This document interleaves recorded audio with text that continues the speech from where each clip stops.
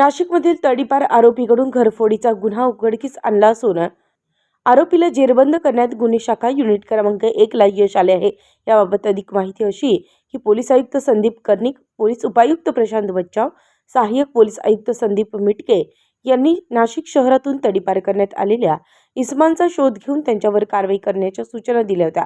यानुसार गुप्त बातमीदारांकडून मिळालेल्या माहितीनुसार रेकॉर्डवरील तडीपार आरोपी आसिफ शेख हा चोरीचे मोबाईल विक्री करण्यासाठी येणार असल्याची माहिती पोलिसांना मिळाली। यावरून कथडा भद्रकाली नाशिक येथे सापळा रचला असता रेकॉर्डवरील तडीपार आसिफ उर्फ इस्माईल शेख वय वर्ष 25 राहणार नानावली मस्जिद जवळ कथडा नाशिक याच्याकडून 40,000 रुपये किमतीचे 3 मोबाईल जप्त करण्यात आले आहे।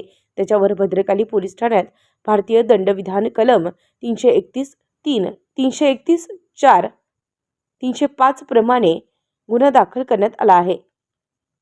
ही कामगिरी पोलीस आयुक्त संदीप कर्णिक, पोलीस उपायुक्त गुन्हे शाखा प्रशांत बच्चाव, सहाय्यक पोलीस आयुक्त गुन्हे शाखा संदीप मिटके यांच्या मार्गदर्शनाखाली वरिष्ठ पोलीस निरीक्षक मधुकर कड, सहाय्यक पोलीस निरीक्षक हेमंत तोडकर, पोलीस उपनिरीक्षक चेतन श्रीवंत, सहाय्यक पोलीस उपनिरीक्षक सुगन साबरे, महेश सोळुंके, शरद सोनवणे, रमेश कोळी, मुक्तार शेख, अमोल कोष्टी, राहुल पालखेडे, राजेश राठोड, नितीन जगताप, समाधान पवार, अनुजय येवले यांच्या पथकाने केली। एबी न्यूज साठी विवेक कडवे, नाशिक।